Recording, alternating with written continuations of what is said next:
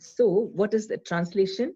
Never was there a time when I did not exist, nor you, nor all these kings, nor in the future shall any of us cease to be. So he thinks that, I don't want to kill all these people. And what Krishna is saying is that all of us are individual souls eternally. We are never going to be finished. We were there in the past as individual souls, and now we are existing as individual souls, and we'll always be there as individual souls.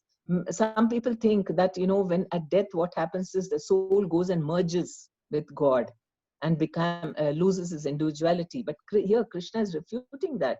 Impersonalism defeated. Impersonalists say that actually in spiritual life, there is no individual consciousness. Everything is merged, and then we just become Brahman. There is no relationships. There is no, you know, you want to merge into the Brahma Jyoti, and we don't have a form, and just we become very peaceful. That's all. So that is not what Krishna is saying. He's saying that we have always be separate individuals. Death is merely a change of dress. That keeps happening even in life. Change of dress of the body keeps on happening. How is that? Let's see in 2.13. Dehinosmin yatha dehe kaumaram yauvanam jara tata dehantara praptir dhirastatra namuhyati.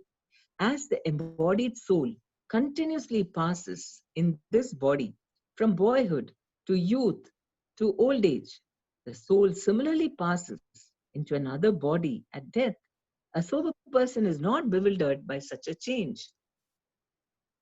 So, how do we see this change of dress? A baby is born, and then after some years, that childhood dress is gone. Childhood is destroyed, and what happens? Youth happens.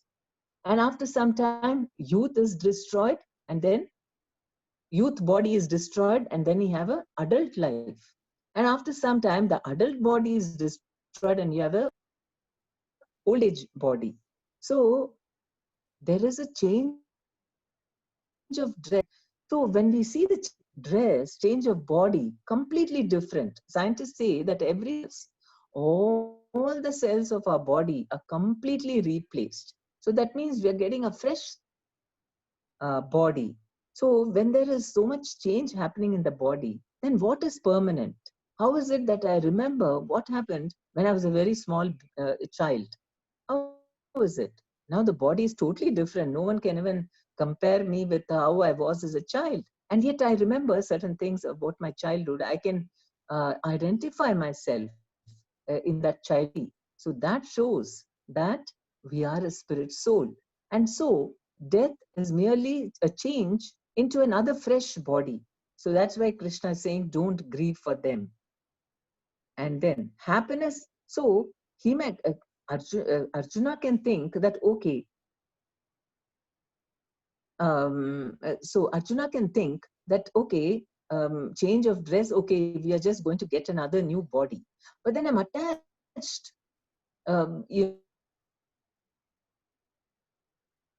to this bodies. I'm going to feel happy. And says, happiness and stress come. Matra sparshaastu kaunteya sitoshna sukha dukkadaha agamapayino nityastam stitikshasva bharata. O son of Kunti, the non-permanent appearance of happiness and distress and their disappearance in due course are like the appearance and disappearance of winter and summer seasons. They arise from sense perception, O sign of Bharata, and one must learn to tolerate them without being disturbed. So it is natural that you don't want untimely death of people you love, but then for the sake of duty, if it has to happen, then we have to tolerate the unhappiness which comes out of it, because happiness and distress come like summer and winter seasons. You can't avoid it. So the only way we do is tolerate. When it's very, very hot, also degree goes to 40 degrees and above, we tolerate it. And in the same way, in some places, winter goes below zero, minus degrees, they tolerate. And so, in the same way, we have to tolerate. We should not stop doing our duty just because of this happiness and distress. Steadiness in both leads to liberation, or at least to a higher material life. So this is what Krishna is saying, that if without having this knowledge of the soul, we don't even know what is good for us, even for a better material life. Because when you tolerate this and you do your duty, then what happens? You get a better material life, and or if you're more successful, it leads you to liberation. So, okay, next slide.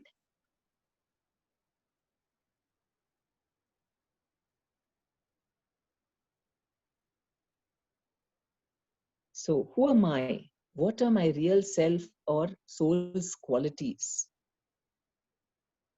So, how do we know what is the qualities of a soul? Let us see. Body is temporary and soul is permanent.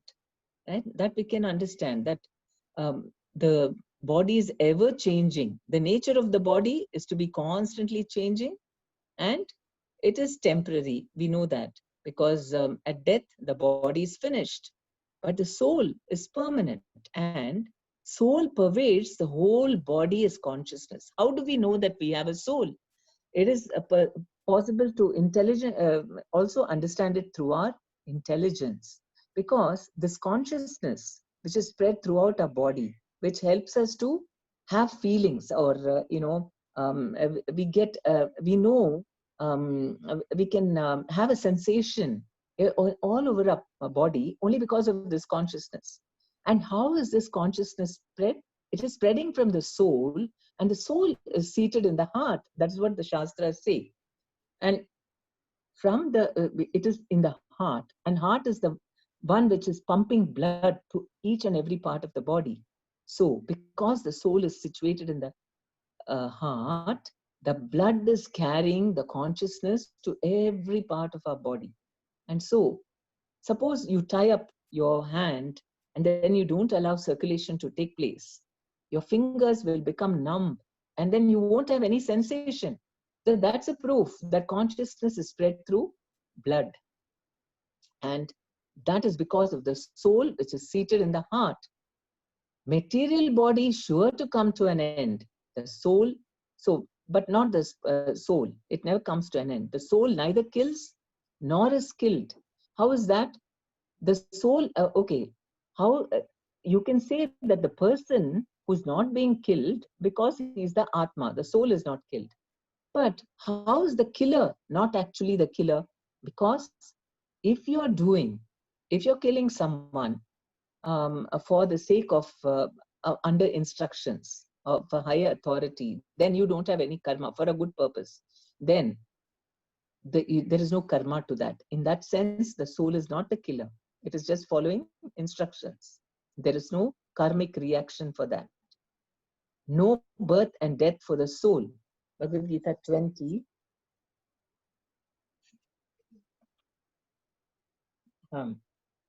न जायते म्रियते वा कदाचन नायं भूत्वा भविता वा न भूयः अजो नित्यः शाश्वतोऽयं पुराणो न हन्यते हन्यमाने शरीरे. For the soul, there is neither birth nor death at any time. He has not come into being, does not come into being, and will not come into being. He is unborn, eternal, ever existing, and primeval. He is not slain when the body is slain. So, okay, no birth and death. Okay, so that is the soul is eternal. There is no birth or death for the soul. And change of old bodies give rise to new ones. So Krishna is saying, why are you worrying about Bhishma and Drona so much? They have gone through all these different bodies in this life. And what's going to happen is at death, they're going to get rejuvenated, new bodies. So you should not lament for that. And the verse is, Vasamsi jivnani yata vihaya navani grihnati naroparani tata sharirani vihaya jirnani anyani samyati navani dehi. As the person puts on new garments, giving up old ones, the soul similarly accepts new material bodies, giving up the old and useless ones. So anyway, there is definitely, they are only going to get better bodies, and then they are giving up their lives in the battlefield in front of Krishna, the Supreme Personality of Godhead. So they're in fact going to be liberated. Or even if they get a better material body, they go to the heavenly planets, they're going to get a new body. So understanding, we don't grieve when the child grows up into youth. We don't feel sad when the youth becomes an adult, or when the adult becomes an old age. Okay, there is a little sadness. Old age nobody likes, but still we don't sit and grieve and lament. We accept it. So in the same way, Krishna is asking him to accept this reality. Okay, please. Next slide. So, no sinful reactions, no sin for performing dharma. Just by, for example, okay, there's a question that is suicide, does it not have karma because it is the soul is not being killed? We have no right to take the life of anyone, including ourselves, without the sanction of a higher authority, a sanction of God and the spiritual master. So whether the body also is not ours, it's given by Krishna and it belongs to him. And we have no right to take, he is the one who decides when death will come to us. So we have no right to take our lives. And so also of others. We cannot murder anyone at will. But here it's saying, no sinful reactions, no sin for performing dharma. What is in the act, righteous act, for the sake, for example, in the army, in a war, people for the sake of, fighting for dharma, they may kill so many people, but they are not they're not given capital punishment. In fact, they are given awards and medals for doing such a brave act. Just like a judge, he may hang a criminal, he may give a sentence by which some of the criminals are even hanged. So it is like murder in one sense, but the judge does not have any karmic reaction because he's only doing his duty, what is right, and that hanging is good for that person, because if he's not hanged for the murder that he has committed, he has to take another life in which he has to undergo this thing of being killed anyway. The karma will be there. Instead, we give him a very good chit in his next life so that he doesn't have to suffer. So it's actually recommended in the Shastras, this kind of punishments.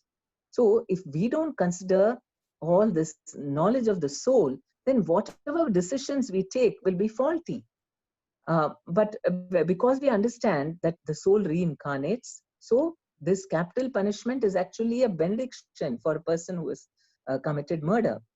Or doctor performing surgery, he's cutting open the body of a person, and there is a chance that they may lose their life also. But if something happens and the person loses his life, then the doctor is not held responsible as long as he did everything correctly for the sake of this good health of this person. So there is no sin only if we are performing dharma. And so killing is also not sanctioned at all. Not just that we can just go around killing people and say that no sinful reactions. It's only because now for for establishing dharma, it is allowed. Okay, next slide. Okay, yeah. How to deal with attachments, we'll come to that. As I'm explaining, I'll come to that. So now we are first, the attachment and all that will be dealt with. First, we have to understand who we are. Then we'll know how to overcome, how to become self-realized. none of his weapons of sword, fire, water, or wind can destroy the soul. So previously, there were these weapons. There was the, which will just, the arrows which will just come up with fire and try to burn up the, enemy, or with swords, they'll try to cut the bodies of the enemies, or water weapons, which will just throw so much water and just scatter them or flood them. And then wind, which just makes them, blowing so heavily, the wind weapon, that it just makes them, completely scattered and fall down and so on. So all these kinds of weapons cannot affect the soul at all. And that is why he's saying the soul cannot be burnt by fire, moistened by water, withered by the wind. Soul is invisible, inconceivable, and immutable. So we cannot see the soul, and we cannot conceive what it is, because we have an experience of this material body. And so we cannot conceive of what is the soul. And immutable, it cannot be changed, and it is beyond the senses. The senses cannot understand. We cannot see the soul, we cannot hear the soul, we cannot feel it with our skin, or we cannot taste it. So it's beyond the senses, but it is very much there, and the next body is determined by actions now. So that's why he's giving him this knowledge of who we are. This is very important. How not to be attached and all, you will know by first understanding, who am I? Am I this body? All attachment arises because of our identifying with our body and thinking that everything connected with the body is mine. And that is the attachment. Arjuna advised to fight for his elevation, not degradation. So he's saying that he is afraid that sinful reactions will come and then he'll go down to hell. But Krishna is saying, if you fight, you will be elevated, not degraded. Either you will win the war here and then enjoy the kingdom here, or you'll be elevated to the heavenly planets. Okay. Yes. Next slide. So now Krishna is very, cleverly, completely checkmating Arjuna in any of his arguments, because till now he gave knowledge of the soul, that we are not this body. But suppose Krishna says, if you say, I don't believe I am a soul, then even then there is no cause of lamentation. Because even if you think the soul lives and dies forever, like the Buddhists and atheists, Buddhism, they think that they think that the soul itself keeps taking birth and into new bodies, of course. But they feel at the end, when there is no karma, when you've burnt up all your karma, the soul also dies and you become nothing. This is the Buddhist philosophy. And atheists also don't believe in soul and all that. So even if you think from their perspective, also Krishna is checkmating him. He said, birth and death are inevitable. Okay. Body is only unmanifest in the beginning, manifest now, and again it's going to be unmanifest. Because if you think you're only this body, then before you were born, you didn't have any body. And after you die, there's not going to be any body. So why are you so attached? It's only for some time, it is going to become nothing. So how in relation to a person, okay, should perform duty and not lament. So there's a question about how do we explain about our attachment to other people. Attachment is there. The quality of nature of a soul is to love. But who are we loving? Are we loving the bodies of our loved ones, or are we loving their souls? If we love their souls, it is based on truth. It is based on real self, and it is really selfless, and it will make us very happy. But if we are attached only to their bodies, then what happens? It is not real. It's very superficial. You don't even know who that person is. You're just thinking their body is themselves. So that is why coming to the platform of the soul, will make you situated in the proper consciousness that you will love everyone. You'll not, Krishna is not saying you leave everyone and go to the forest and take up sannyas.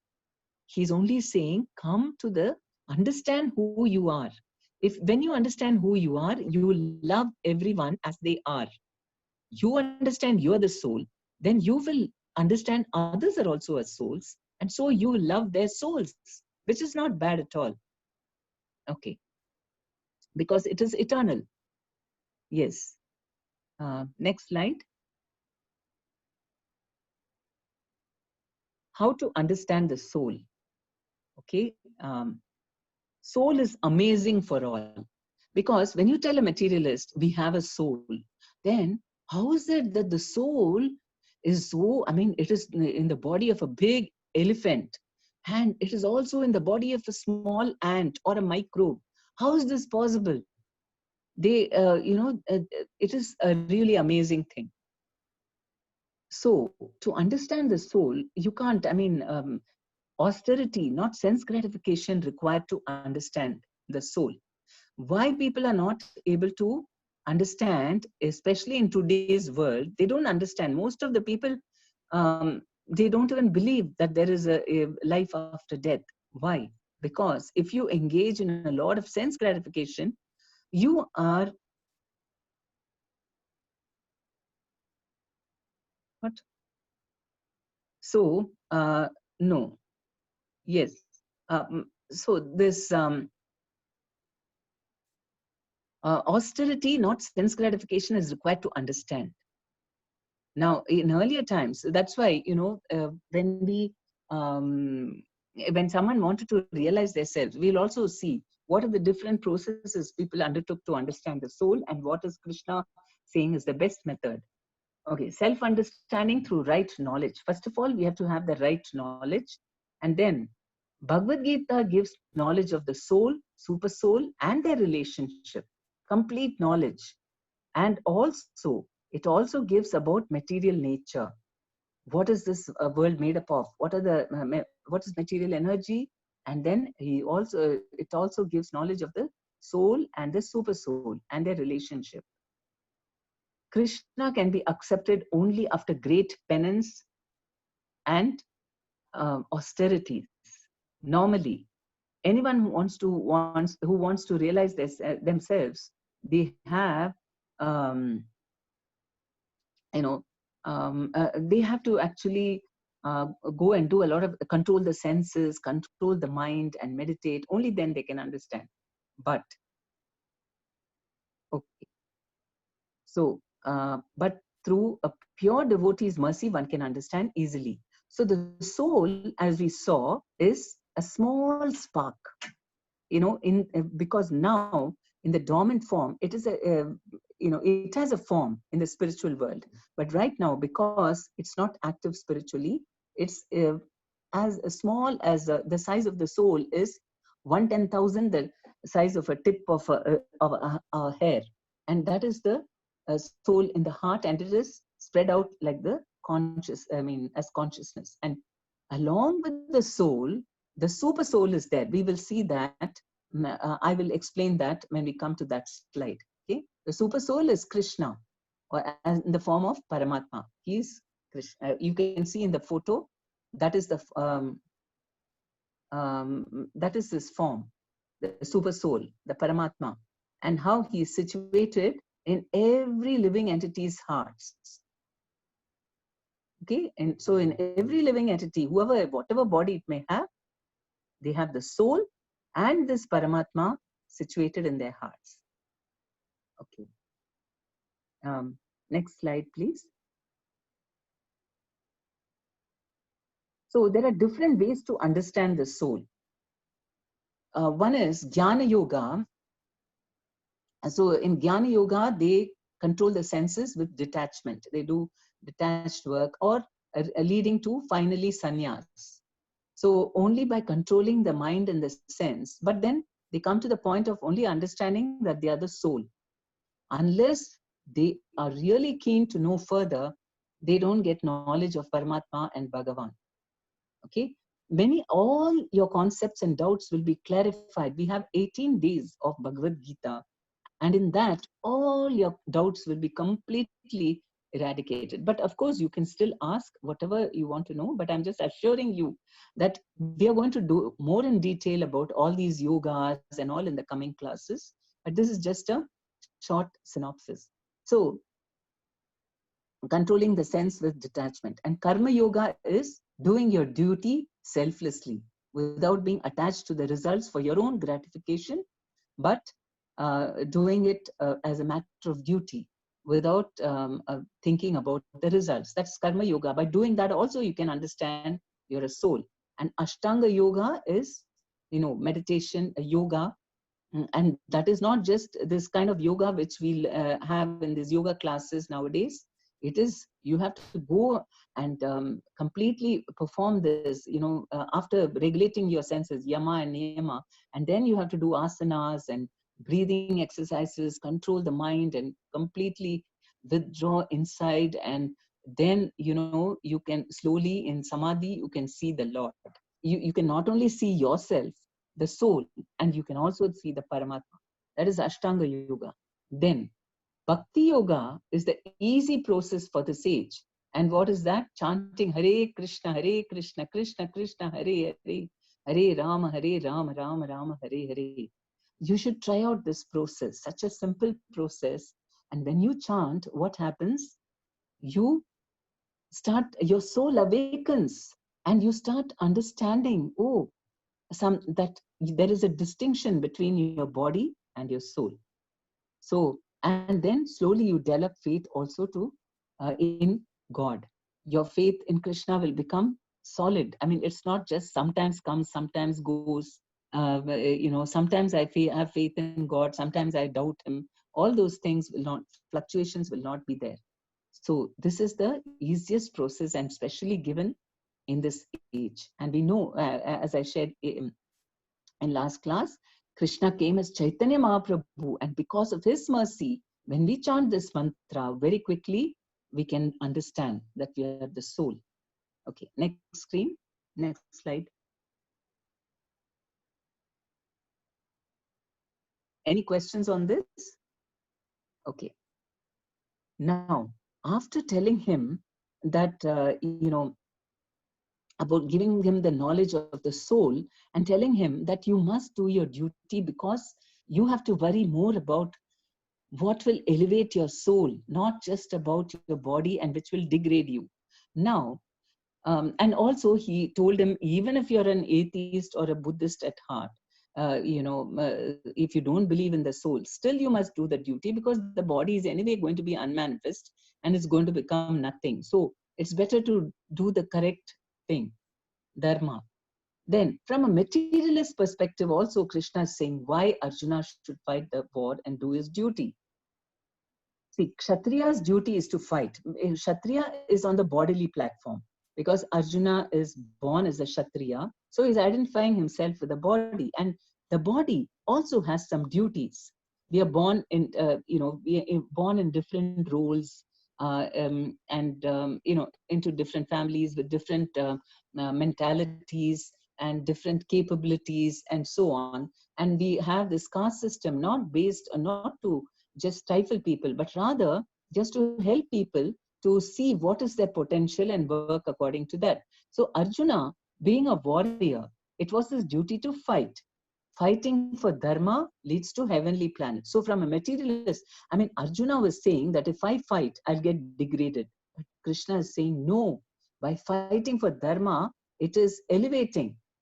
Though this is also material, it's for a selfish purpose, but Krishna is explaining to him from all different angles why he should perform his duty. So if we do our duty properly, then we'll be elevated. We can go to the heavenly planets. Non-performance of duty leads to sins. So it is, duty is a very important thing in our life. By doing that, we can be elevated, or by not doing it, we can get sins. Will lose your reputation as a great fighter. So materially speaking, that is also a great disadvantage. If he didn't fight, then what would happen is, his great, he was such a great warrior and such a great name he had, so famous, Arjuna. And for a Kshatriya, this is dishonor is worse than death for the respectable. So Arjuna, for a Kshatriya especially, they can never take this dishonor. They're always talking in terms of honor, how brave they are and how they can conquer everyone and so on.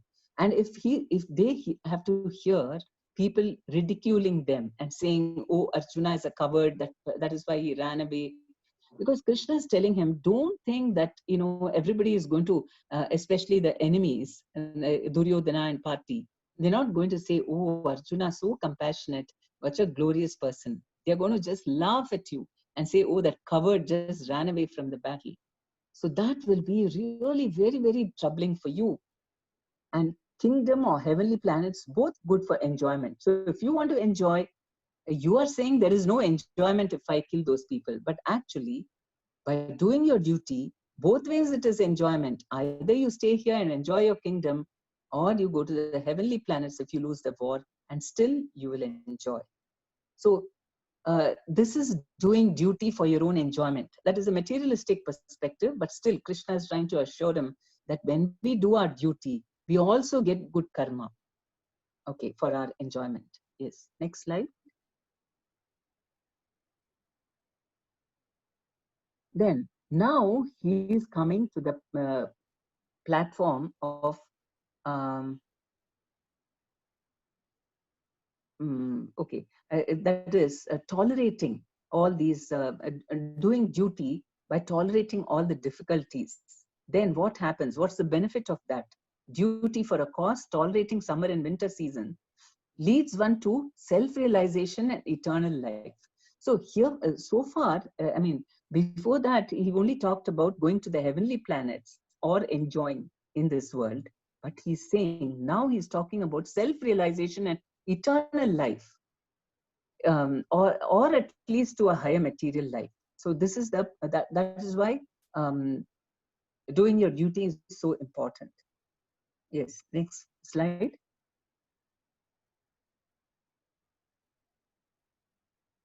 Now, duty as a karma yogi. Now, this is even higher than what he told him. That means uh, this is for spiritual benefit, and even a little advancement in this can protect you from degradation. So, Bhagavad Gita 2.40, he says, Neha Bikramanasosti Pratyabhayo Navidyate Swalpamapyasya Dharmasya Trayate Mahato Bhayat. In this endeavor, there is no loss or diminution, and a little advancement on this path can protect one from the most dangerous type of fear. And what is the dangerous type of fear? Is to be degraded, which to get a lower body than then this human body.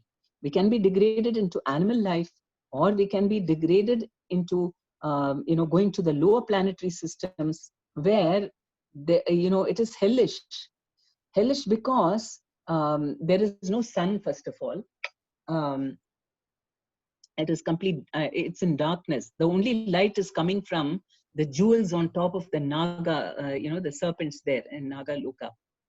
So, and everybody is, there is no God consciousness there. They're all demoniac. So either we go there for hellish planets, or we could be born as in the lower species of animal life. So it protects. Even a little advancement on this will prevent us from being degraded. Then he says, in order to, um, you know, um, in order to advance or to understand our spiritual existence, we should be resolute in purpose. And what is that?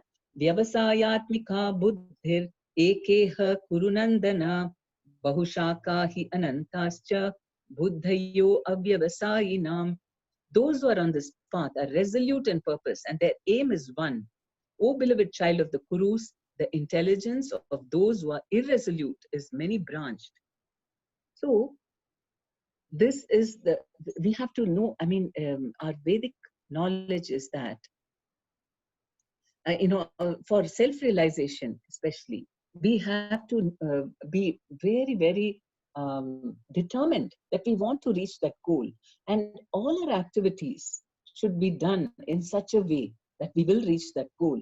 We don't have to give up anything, but we have to have that goal very much fixed in our life, so that we will not take any decisions or don't do any activities that will hamper us from our spiritual elevation. So now, not knowing the purpose of the Vedas, materialists only want sense gratification in this life and the next. So what is the purpose of the Vedas? The Vedas give a lot of material knowledge also, how to live very happily in this earth. So it gives knowledge of that, whereby performing many yajnas and so on. And also it gives knowledge on Dhanurveda, how warfare, Ayurveda of medicine, Shilpa Shastra, so many things, all branches of things, how to live happily in this material life, but in a very nice way, so that it is, elevating us gradually to spiritual consciousness. but some more, but what happens is people become attached to this. They think it's very nice. I'll do some pious activities, I'll take a little austerity, and then I'll get so many material benefits and I'll keep enjoying. So they don't want to come out of the cycle of life and birth and death, which is actually, there is no guarantee that you'll keep on getting elevated and all the time enjoying even a small mistake, because there are so many challenges in life. And if we make a mistake, then we can become degraded. So karma yoga or buddhi yoga satisfies the real purpose of the Vedas. So we saw how, working, either running away from duty, that is sinful. And he also spoke of doing duty because you want material sense enjoyment. And now he's saying that if you work in karma yoga, that means with detachment, then you get the real purpose of the Vedas. And what is the real purpose of the Vedas? Is to know the source of everything, that is Krishna. Arjuna, Krishna says in another chapter, Vedaischa sarvair ahameva vedya. The purpose of the Vedas is to know me. So if we are trying to do work in order to satisfy Krishna, then it can fulfill all the purposes of the Vedas. That means even material benedictions are included in that. We don't have to, if we, instead of doing all these sacrifices in a materialistic way, wanting something in exchange for a return, we simply do our duty for the sake of doing, and finally for pleasing Krishna, and then that can fulfill all the purposes of the Vedas. So Prabhupada also mentions that in the Vedas, can you go to the next slide?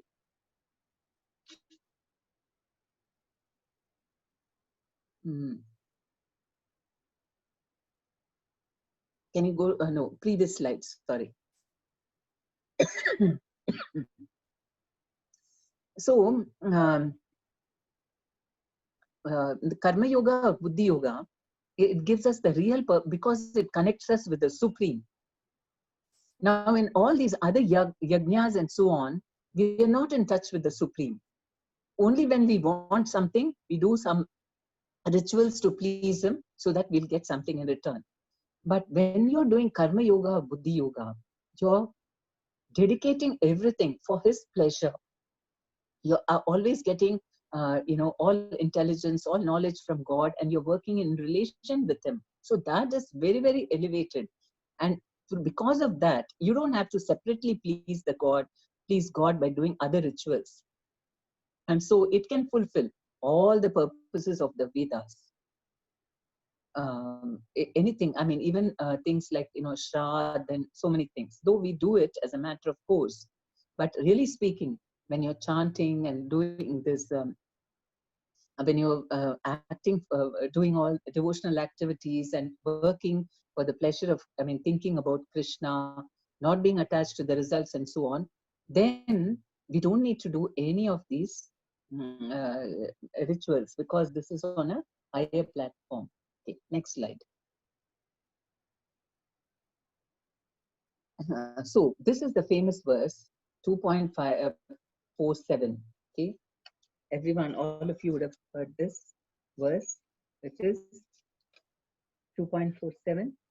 कर्मण्येवाधिकारस्ते मा फलेषु कदाचन मा कर्मफलहेतुर्भुर् मा ते संगोस्त्व अकर्मणि.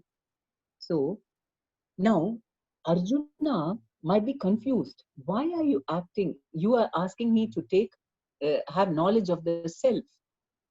And then at the same time, you're saying, I'm not this body. Then why are you asking me to fight with this body?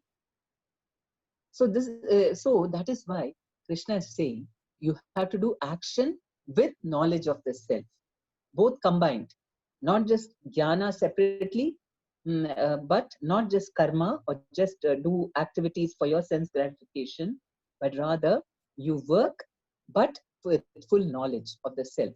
So then he is saying you have a right to perform action, but you should not be attached to the results. Do not be attached to the results, because the results are given by Krishna.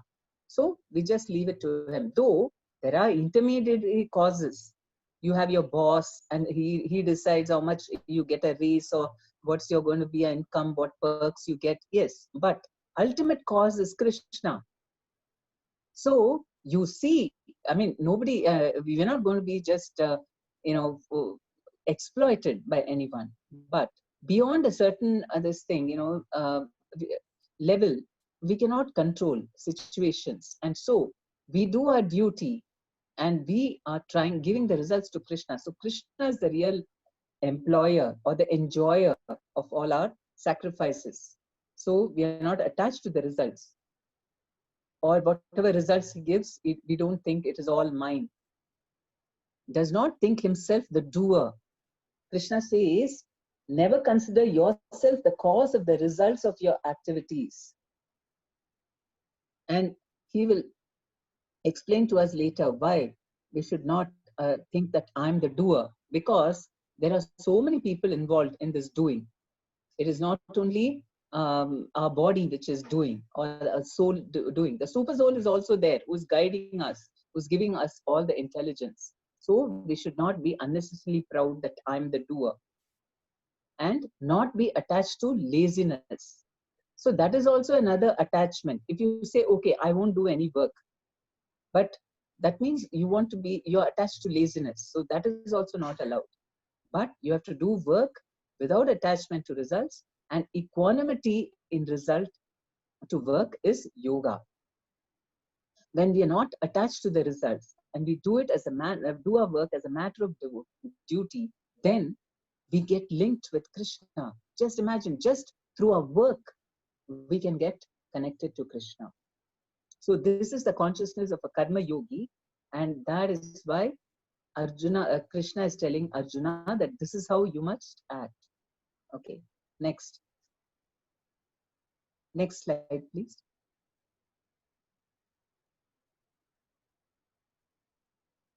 So results of doing karma yoga, what happens? Frees one from all material reactions. No karma.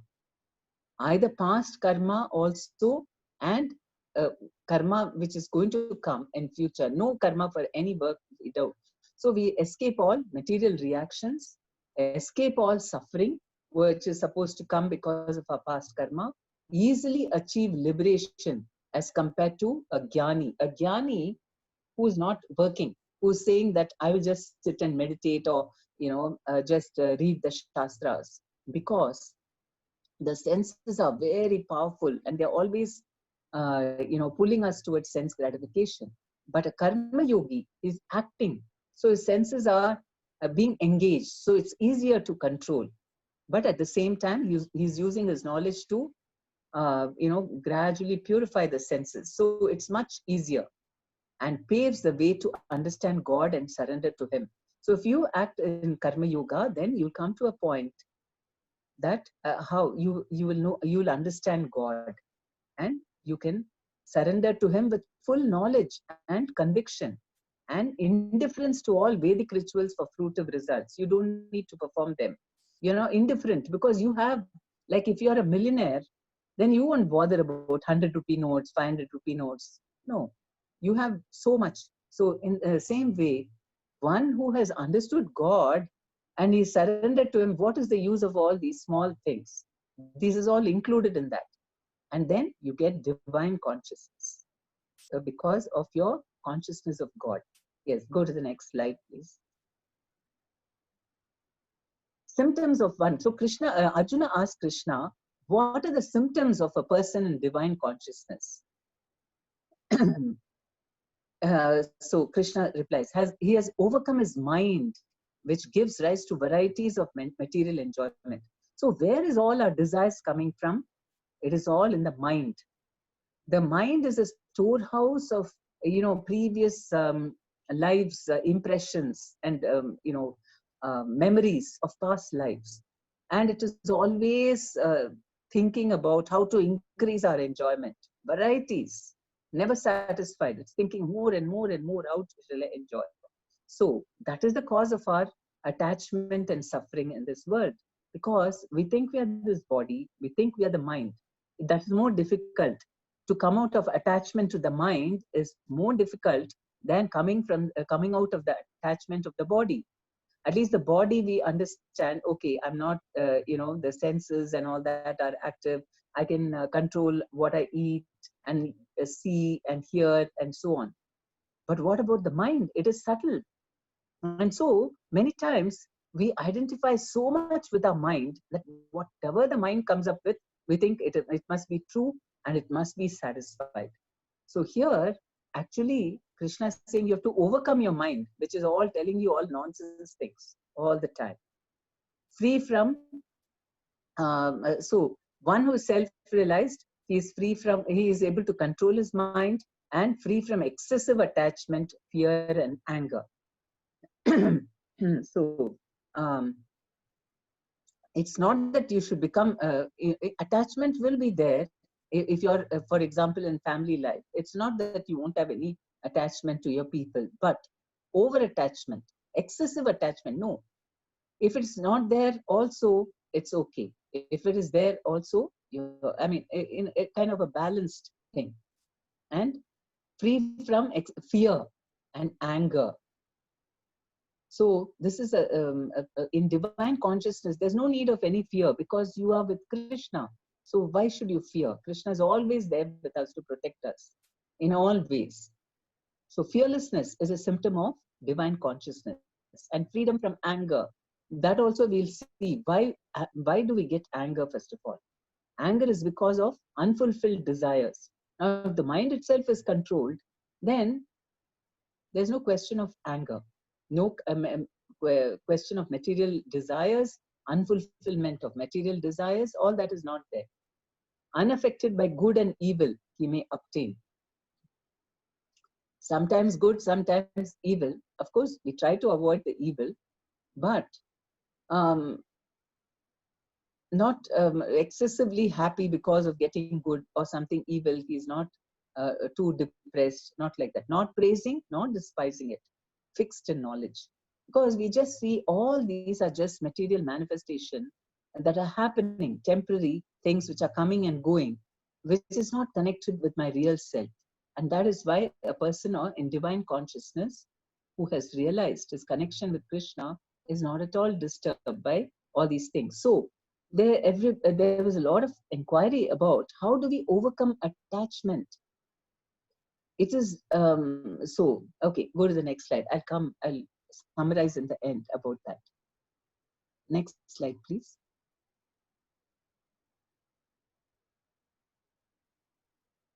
Can I go to the next slide? Uses only when required, like a tortoise. Uses senses only when required, like a tortoise. So a tortoise, when its all its limbs are withdrawn, even its head, it's withdrawn into the shell.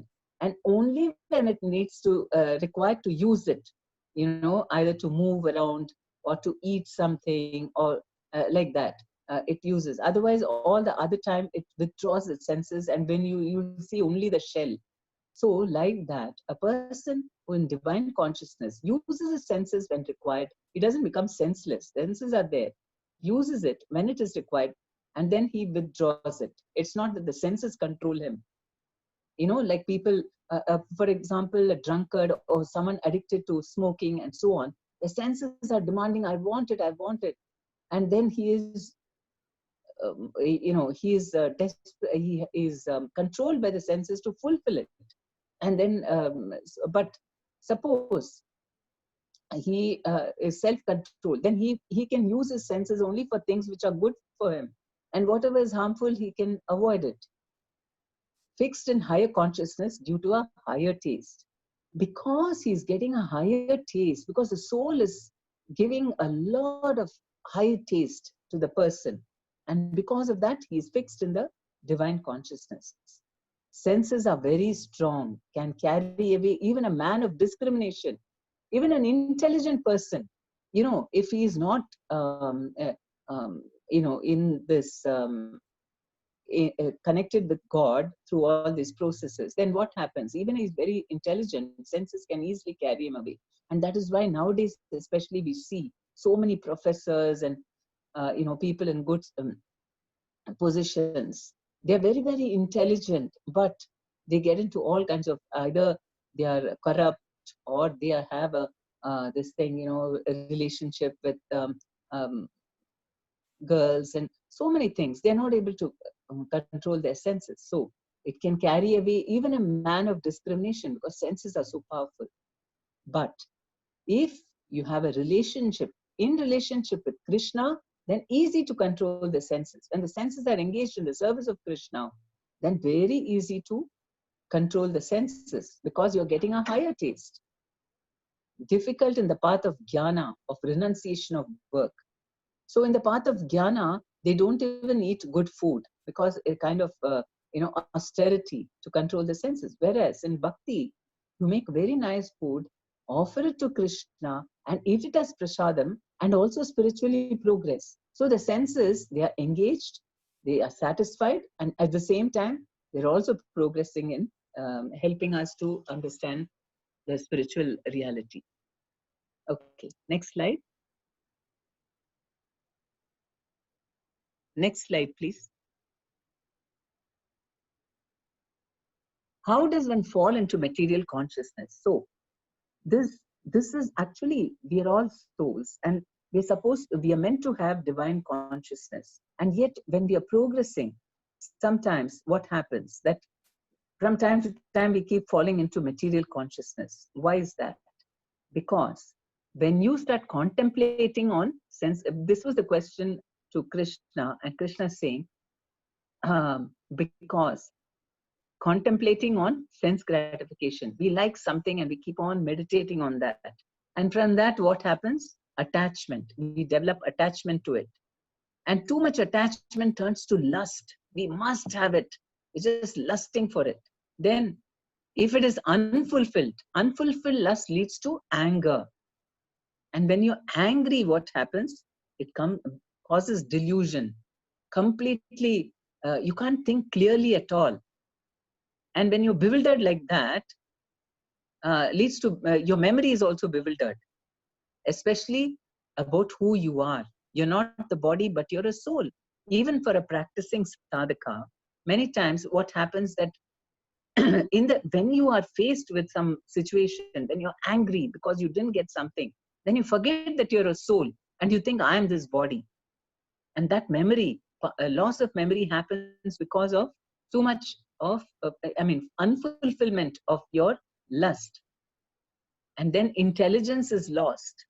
And then one falls down again to Maya. Maya means illusion, or not this, it is not the reality, or your spiritual understanding. So this is how we fall into material consciousness. We keep trying to elevate ourselves to divine consciousness. And so we have to be very careful that when our mind is contemplating something, which is harmful for us, we must immediately, at that beginning stage, only stop it. No, I'm not going to think about it. But if in the beginning you think, oh, there's nothing, no harm in just thinking in my mind, but that is going to create problems because you'll develop attachment to it. From attachment becomes lust, and unfulfilled lust leads to anger, and anger causes delusion, and memory is lost, and you just forget that you're not this body, and then you intelligence is lost, and so you commit all kinds of actions, because anger always leads to sins. And you fall into material consciousness. Okay. Actually, here you see the three gates to hell. The picture is showing the three gates to hell are lust, anger, and greed. While unfulfilled lust turns to anger, fulfilled lust turns to greed. You want more and more of it. So all these things are gateways to hell. Okay, next slide, please. How to overcome Maya. Now, this is the thing, this attachment to the body, attachment to sense gratification, attachment to success, worldly success, attachment to relationships, in a material relationships. Why are material relationships giving so much stress and pain? Because we have expectations of reciprocation, expectations of understanding, of giving us some pleasure, and so on. And many times we don't get what we are expecting. And so we are very much distressed. So that is the Maya. But you can overcome that, because it's not that we should stop loving people. But if we can love people unconditionally, then you'll never be suffering. Even if people, whatever they do, you are ready to give love. And you are understanding. You don't have any expectations. That is real love, selfless love. Now, how do we get that?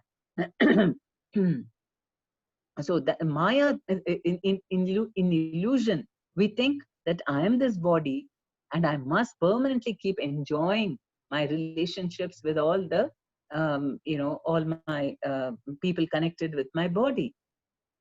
But we find there is always problem in this. Somehow or the other, material life itself is like that. We are separated, to stay far away from one another, or there is misunderstandings, and then life itself is, not permanent. So in so many ways we suffer, or they don't reciprocate our love.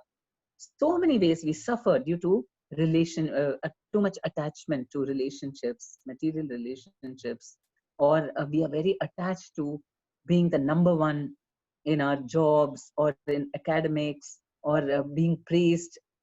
So many things we want everyone to appreciate us, and when we don't get that, we feel very depressed. Or if somebody is insulting us, our false ego is hurt, and we feel very, very, our mood just goes away, and we feel very morose. So all this is coming from our identification with the body. See, you saw what was the state of Arjuna when he was when he saw all the people, his relatives whom he had to fight. He said, my, all these stress symptoms of stress was manifest in his body. So that was all because of his excessive attachment in the bodily consciousness. And Krishna is telling him how to come to the spiritual consciousness. Then there is no problem at all. How to overcome Maya? Regulative principles of freedom. So we have some principles by which we regulate our senses in devotional service. There are so many things, like you offer food and then eat, you chant the names of Krishna, you read Bhagavad Gita, Bhagavatam, and connect yourself to spiritual life. And by doing this, prevents the boat being swept away by the wind of our senses. So the boat is compared to the body. Okay, it is going in the sea, and then the winds are compared to our senses. If there is a heavy wind, then the boat gets shaken and it capsizes. So in the same way, even if one of the senses are roaming somewhere else, which we don't have control of, then it can completely capsize our mind. So, but and we will get satisfaction. So we should use all the senses in the service of Krishna, and you get satisfaction in Krishna consciousness. Then we can get transcendental and steady intelligence, and leads to peace and happiness. So just by the simple processes of Bhakti Yoga, you can practically realize how your consciousness is getting elevated, you're getting peace of mind, you're getting a higher taste, you're developing love for God and love for everyone. You're not demanding or exploitative and of people, and you're able to love people in a more selfless way. And so then you're not disturbed by things, and you're able to have peace of mind first of all, and also make spiritual progress. Okay, next slide. The attached materialist and the detached spiritualists are like night and day. So the spiritualist, what he considers to be day, first of all, we see that a spiritualist enjoys early morning hours. That is like a really good time to make spiritual progress. And those who are attached materialists, they hate that. They want to sleep late and keep awake late. So in that way also. And the attached materialist thinks that having sense gratification is the sign of happiness in life, whereas a spiritualist thinks that is an impediment for his progress. So the mind of the devotee is like ocean, not disturbed by rivers of material desires. So because we have this body, material desires will keep coming, something or the other. But just the comparison is made that rivers keep flowing into the ocean, but the ocean does not overflow. It is always, it retains its what do you call, a boundary. So in the same way, thoughts may come and go, but we don't act on every whim that comes in our mind. Go and do this, we control, okay. And then we just tolerate it, and it goes away because of higher knowledge and higher intelligence. Free from false ego and possessiveness. We don't identify with our body, so we are not upset about all these praise and blame and criticism and appreciation. These things, we're not so disturbed, and we're not very possessive of anything, of our properties or people, and so on. Internally renounced and peaceful, even though active. So it's not that we stop all activity. We are active outside, but internally we are not attached to the results, and so we are very peaceful. And if we have work, and this is all divine consciousness, if we work like this, at the time of death, we can enter the kingdom of God. That is the highest benediction available just by working like this. Okay, can you just go to the next slide?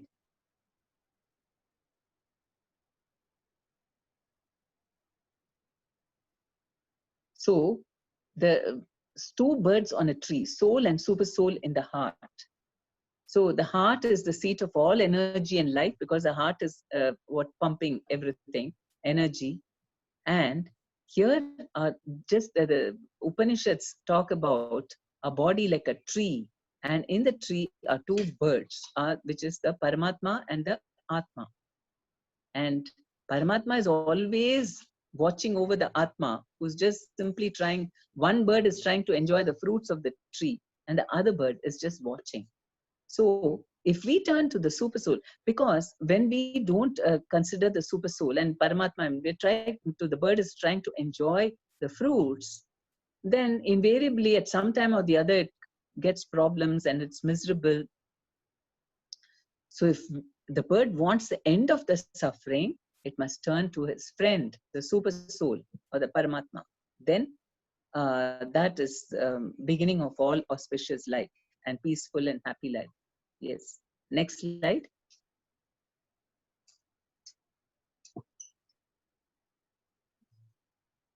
So the best means of spiritual realization is chanting the holy name of the Lord. In the purport, 6th chapter, Prabhupada says,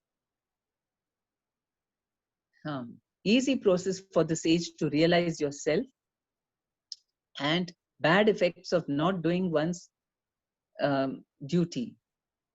So all these things, infamy and degradation, distress due to criticism.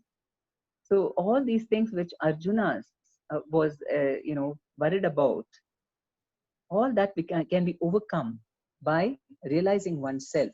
And that process is easily achieved. I mean, that process is simply by chanting the names of God. You will get all these realizations which are mentioned in the Bhagavad Gita. That is why Chaitanya Mahaprabhu has come. Okay, next slide. Appearance of Krishna as Lord Chaitanya, easy practice of the principles of Bhagavad Gita in this age. So Chaitanya Mahaprabhu has come now. His mood and mercy, very compassionate. And he wants everybody. He doesn't demand any qualification. Whoever, in whatever stage of, whatever may be their beliefs and attitudes or anything, their character, it doesn't matter. He's so merciful that anyone can chant the Hare Krishna mantra and make a spiritual progress. Then apart from chanting Hare Krishna, he asks us to read the Bhagavad Gita, because that is what is the source of all happiness, all knowledge, all success and victory is coming from Bhagavad Gita. So we should read Bhagavad Gita, preliminary knowledge for our self-realization. And again, Srimad Bhagavatam talks about the pastimes of the Lord with all the living entities. So it's establishing a relationship with him and develop great wisdom effortlessly. So without much difficulty, while we're still going about our lives, doing all our, whatever are our duties, our relationships, fulfilling all that, we can also cultivate that very easily in the comfort of our homes. Yes. So next slide. That's it. So there is just one verse we can learn by heart. Please repeat after me.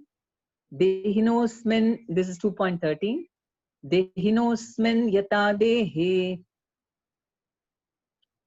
kaumaram yauvanam jara tata dehantara praptir dhirastatra namuhyate. So dehinaha, if you know the meaning, then it's easy to learn it by heart. Dehina means of the embodied. Deha means body. So asmin, in this, yata, as, dehe, in the body, kaumaram, boyhood, yauvanam, youth, jara, old age, tata, similarly, deha antara, of transference of the body, praptihi, achievement, dhiraha, the sober, tatra, thereupon, na, never, muhyati, is deluded. So as the embodied soul continuously passes in this body from boyhood to youth to old age, the soul similarly passes into another body at death. A sober person is not bewildered by such a change. So I will share these important verses and also the audio recording, so you can hear in the comfort of your home and learn these verses, because they are very good reminders. Whenever we lose track, then these verses can help us, put us back on track. And Sanskrit always is so enlivening. It is the language, it's the eternal language. And so it also, makes the soul very enlivened. So, and the message is also very important. Okay, last slide.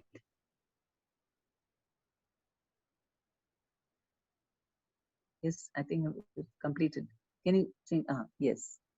So we've come to the takeaway points in today's thing is that we saw how Krishna was, telling Arjuna to first of all understand that he's not this body and he's the soul and he's the eternal soul, and he gives all the qualifications, qualities of a soul, how it is never destroyed. And he made him understand the existence of the soul through very logically he explained to him how in this very life you're seeing that the soul is, the body is undergoing so many changes, but the soul is the same. In the same way, at death, what happens is that there is just a change of body. This one fact, if we understand, then it will help us in so many ways. First of all, we'll not be disturbed. We will, by so many material changes, and we will be, we'll understand what is the goal of our life. So the attachment will be spiritual attachment. Attachment is natural because the soul is very attached. The soul is attached to Krishna. Soul is attached to the Paramatma. Soul is also attached to the other souls because they are part and parcel of Krishna. So we have to just transfer our attachment from the body to the soul. See everything from a spiritual platform. Then you don't have to run away from situations or run away from people and so on. So all just by chanting Hare Krishna, what is happening is you're connecting with God and you're getting a higher taste. You're feeling happiness. And then you can understand your spiritual existence and also the spiritual existence of others, including all living entities, animals, trees, birds, everything. You see the spiritual existence in all of them. You see the connection. Then only can you understand what life is all about, the purpose of life. And it becomes very clear what is the goal of your life. Thank you very much, Hare Krishna. Are there any questions?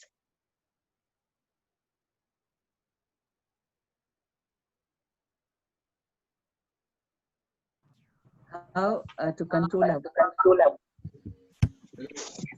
yes, there are two questions here. How to control our mind.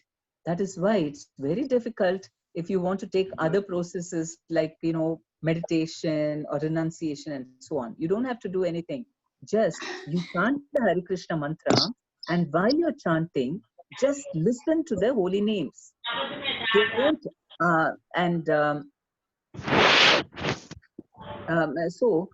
you listen to the holy names, and then you are associating with the holy names, which is non-different from Krishna. In this way, you can easily control your mind. Gradually, you'll see that your mind is disturbing you less and less. And the same is the answer for negative thoughts. Negative thoughts are coming because of our, because Krishna is all positive. Lack of Krishna makes us negative. So,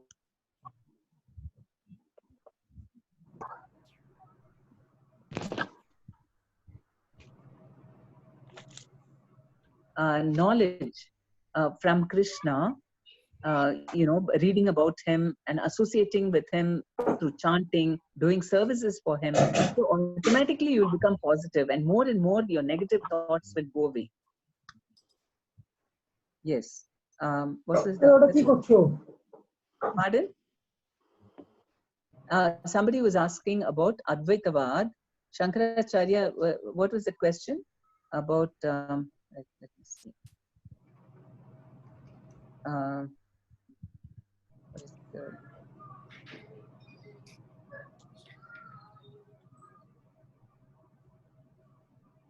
Hare Krishna, Mataji.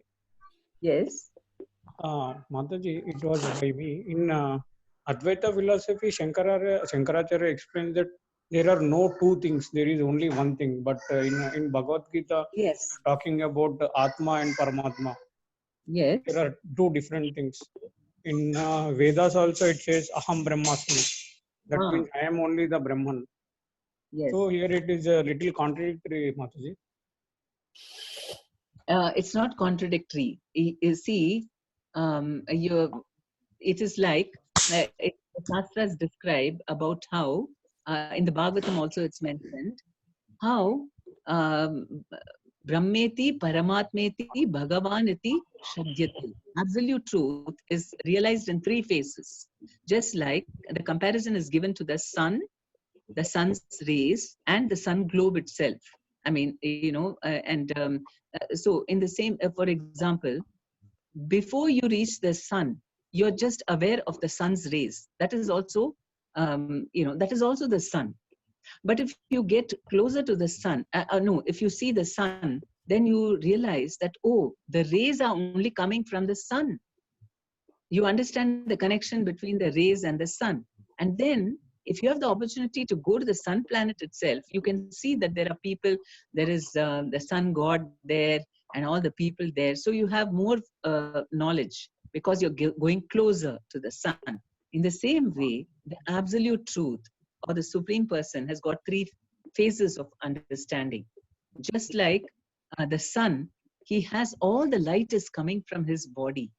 Okay, the Brahma Jyoti is actually coming, and Bhagavad Gita, he will explain that later, we will see that. So there is no contradiction.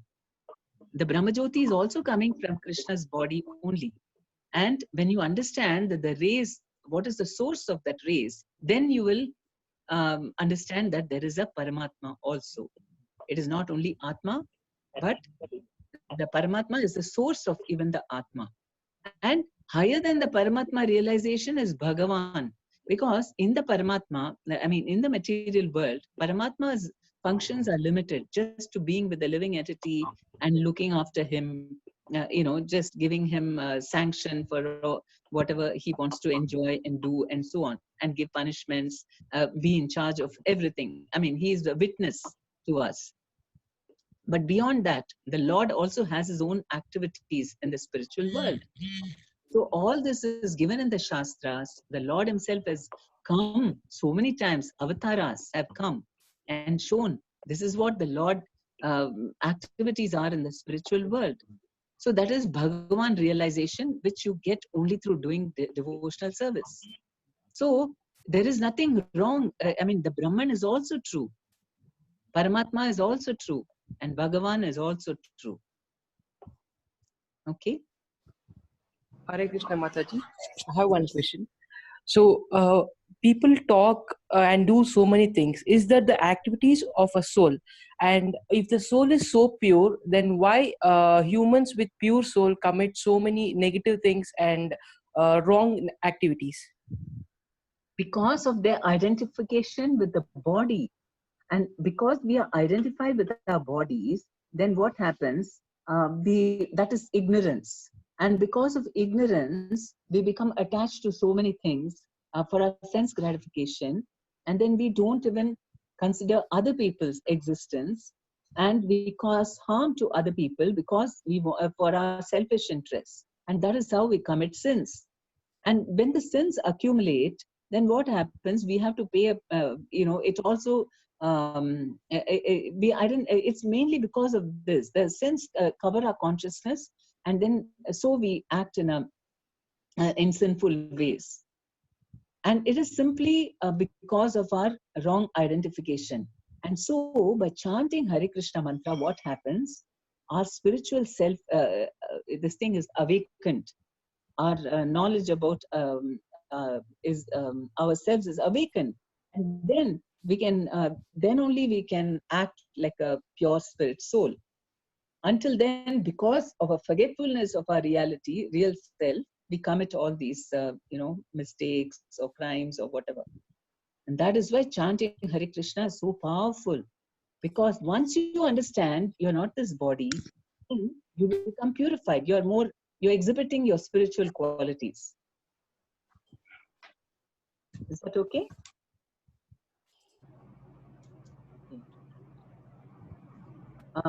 So a person can be Krishna conscious in karmic life. As we discussed, not to be attached to results. At the same time, we should not be lazy. So a person can be Krishna conscious in karmic life. Yes. In your material life, yes. You can become Krishna conscious. We should not be lazy. We should do work, but not be attached to the results. That's what Krishna is saying. Or all death due to destiny, previous karma. Suicide is also destiny.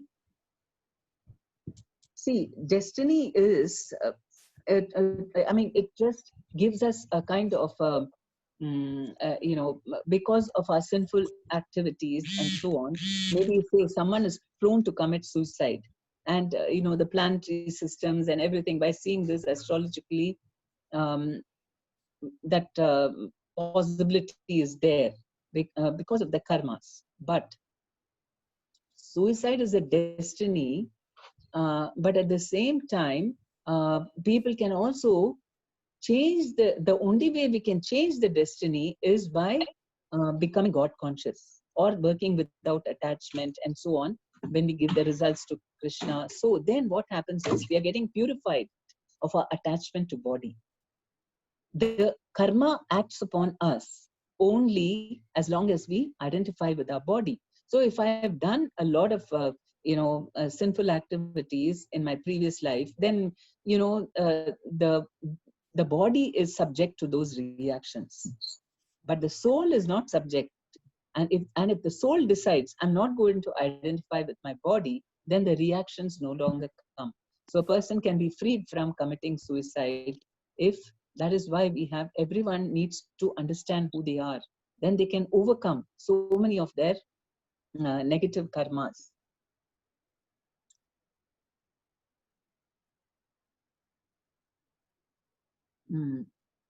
Since we cannot see soul that is spiritual, how do we understand that people could see Krishna as his body is well spiritual? We can see Krishna only when we are purified of our material, attachments and desires. And that is why we chant Hare Krishna mantra, because you are associating with Krishna. He appears in his names and is purifying us. And if we can realize God, as we are realizing Krishna, we also realize ourselves, because both are connected, both are spiritual, as you rightly are mentioning. That if we cannot see the soul, that's why we cannot see Krishna also. But if we see only soul, not necessary that we'll see Krishna also. But if we try to see Krishna, we'll also see our soul. And that's why Bhakti Yoga is a very quick process. Otherwise, see, all these other jnanis and yogis and so on, first they try to see themselves. Then further progress, they see God also. But Bhakti Yoga is the direct process that you connect with God, and while you're trying to, getting in touch with Him, associating with Him, you also see who you are. Okay, what is this? Krishna, soul, Vishnu Tattva, body, matter, Mahat Tattva. What is the question? You want a description of all this? But there is we have just started with Bhagavad Gita. So many concepts are going to be explained in every chapter. So we'll keep aside. I mean, all this Vishnu Tattva, Mahat Tattva, all that will come. In Kurukshetra war, there is a huge massacre. It's just not about Kauravas and Pandavas. Many people who did not commit any sin also died, who are on Krishna's and Arjuna's side. Why is that?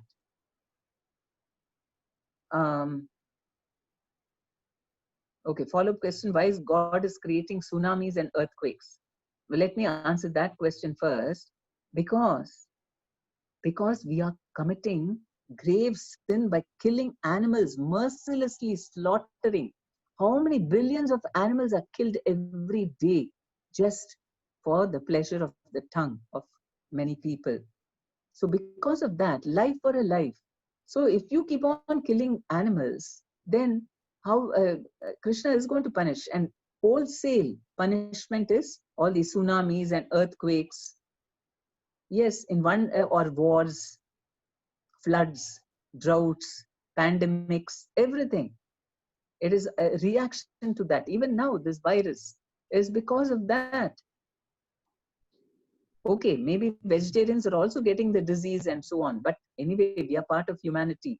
But the cause is definitely, he wants to, because Buddha himself came to stop animal killing. So you see how Krishna is so very concerned about preventing animal killing, because they are also his sons. There are souls in the animal bodies, and they are suffering. They are suffering pain. There's so much violence we are committing.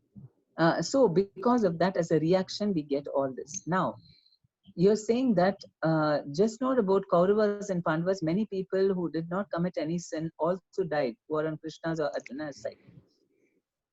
So the thing is that all of them were benefited. Okay, some of them maybe less. Whoever fought on the side of Duryodhana, they are not innocent. They chose adharma. So they are. That means they had some sinful tendencies in themselves. Those were in the side of dharma, and they were on Arjuna's side, on the Pandava's side. Yes, many of them were also killed. But the thing is that Krishna benedicted them that, first of all, they were in the battlefield with Krishna was there. At the time of death, they were in the front of Krishna. So they will get a very, very elevated birth. In fact, complete liberation. They can go back to Godhead, or at least they go to the heavenly planets. So everybody was blessed. If you if you don't see the soul and reincarnation, you'll think it is just senseless and cruel. But if you see the purpose of life is, spiritual upliftment and ultimate going back to Godhead, then you will not be disturbed, and you'll understand that Krishna has a plan in every situation. How can we say Drupad was pious? He deserved to die. He didn't even keep his word to Drona. Okay. Yes, he was a little infatuated with his position, and he made a mistake. But at the same time, he was on the side of, he was Krishna conscious. I mean, he was on the side of the Pandavas, and he was righteous. Otherwise, he made a mistake, yes, but Dronacharya need not have made such a big deal out of it. He just said, okay, how do you say we were friends? It's okay, it happens. Sometimes people get carried away, but it is all that Dronacharya had so much of false ego that he got so upset, and he thought he must take revenge on Drupad, and he was going to defeat him in war. So that was extreme. So that is the reason, of the two, I think, even, of course, Drupad also, he wanted to get a son who could put an end to Drona. So both were actually at fault. Still, because of his connection with the Pandavas, he is considered more pious. When one is used to or inclined towards bad sins, who and how will that soul change and develop towards good karma? By the mercy of good association. Those who are engaging in devotional service, in doing bhakti yoga, if you associate with them, then you get the taste also to engage, starting with chanting of Hare Krishna mantra, and then all the sinful tendencies can be overcome. And Prabhupada showed it very, very, practically. He went to America all alone, and what kind of activities, what we consider sinful is their daily life. And yet, and the hippies were living a completely, sinful life without any regulations, nothing. And Prabhupada didn't say anything. He just said, let us do Sankirtana, chanting and singing together Hare Krishna mantra. And he explained about Bhagavad Gita. And all of them, on their own, they were ready to change after some time because they got a higher taste. So soul can change because of getting this higher taste due to association with devotees. Unfulfilled lust leads to anger, but what about anger caused due to unjust behavior of others, laziness, indiscipline, sanctity of other? How do we contemplate it? Yes, sometimes we have to show anger, even for small children, or who are working under us and so on. And if they are not doing properly, we have to show anger, but that anger has to be self-controlled anger, wherein you are showing that anger only for their rectification and not because you are uncontrolled, and you just, the anger is overpowering you, and you just have to shout. That anger will not have an effect on us or on them. On the other hand, you are not disturbed within, but still you really shout at them or punish them to discipline them. That will have a good effect on them, because you are not yourself. I mean, you are self-controlled. Is that okay? What will happen to the soul in case of heart transplant? Heart is just the body. It's just like a machine. The body itself is the machine, and heart is a part of the machine. So the soul is just staying inside the heart. But whatever you replace the heart and put another heart also, the same soul will be there. Soul will not change. I mean, because it doesn't. Soul is not transferred, but only the machine is changed. Machine part. Because of this pandemic, why children are getting killed due to this? They don't know anything. See, first of all, children have also come from a previous birth. Okay, they have their karmas. So we can't say that they are fully innocent. Okay, in this life, they are innocent. They have not committed any sins. But then they're carrying the burden of the past life. So in that way, it's a very complicated thing of karma taking its effect. After death, how long it takes for the soul to get another body on this earth? First of all, we're not sure whether we'll get only on this earth. It can be anywhere. If we have done a lot of pious activities, we can go to the heavenly planets, or or if we have done pure, if we have got spiritually advanced, and perfected our life, we can go back to Godhead. So, where is that question? To get another body, how long it takes? So the Bhagavatam describes that immediately Mother Nature, they've made a plan based on our karma, which body you're going to get.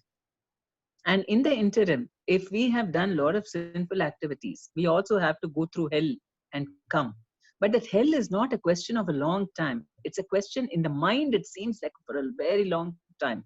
It's a mental conception. You go there and, all kinds of, depending upon our activities, then we go through that suffering, and then we get a suitable body.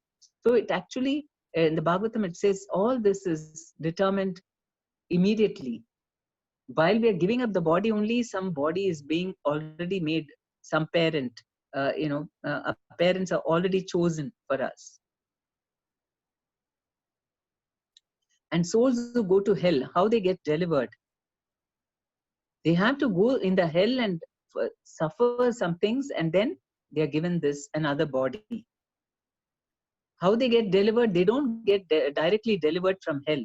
They have to take a body, because they've gone there in their subtle bodies, and then based on their karma, they have to get another gross body, and then in that gross body, if they do all spiritual activities, they can be delivered. For how many days our forefathers will be there in Pitraloka? How long we should perform Shraddha? So Pitraloka, the time duration is different. I think 6 months is equal to, our 6 months is equal to 1 day. And likewise, also 6 months is their night. So for how many days our forefathers will live there? For a long time, 100 years of that. That means what? 1 day is like 1 year means. So you can imagine 365 into 100. So that many years they're going to be there. And how long we should perform Shraddha? As long as you're there, as long as we are living here, we should perform. Because that is good for we get their blessings. But if we become, if we are on the path of spiritual life, Then by chanting Hare Krishna mantra, as we get more and more purified, that itself, Krishna says, for a pure devotee, he can liberate 7 generations before him and 7 generations after him. So all the ancestors in all the Pitruloka can be delivered just by doing devotional service. So that is the benediction of doing devotional service. Then definitely everybody gets benefit and they are liberated. Okay, is that okay? So stop now. Thank you. Hare Krishna. Mataji, thank you very much. Before closing, we'll just pray for, as I mentioned yesterday, a couple of devotees. We'll pray for Ravinder Prabhu, and we'll pray for A. Prasad Rao Prabhu, and we'll pray for Satyavrata Chaitanya Das. Hare Krishna, Mataji. Yes, okay. Certainly. Are they better? Yes, Mataji. Oh, really? Okay. Let us pray with more sincerity so that they are complete. Hare Krishna, Krishna Krishna, Hare Hare, Hare Rama, Rama Rama, Hare Hare, Hare Krishna, Krishna Krishna, Hare Hare, Hare Rama, Rama Rama, Hare Hare, Hare Krishna, Krishna Krishna, Hare Hare, Hare Rama, Rama Rama, Hare Hare. Okay, thank you very much. Thank you so much, Mataji. Dandavat Pranam. Thank you, Mataji. Hare Krishna. Thank you, Mataji. Thank you. Thank you, Mataji. Hare Krishna. Thank you, Mataji.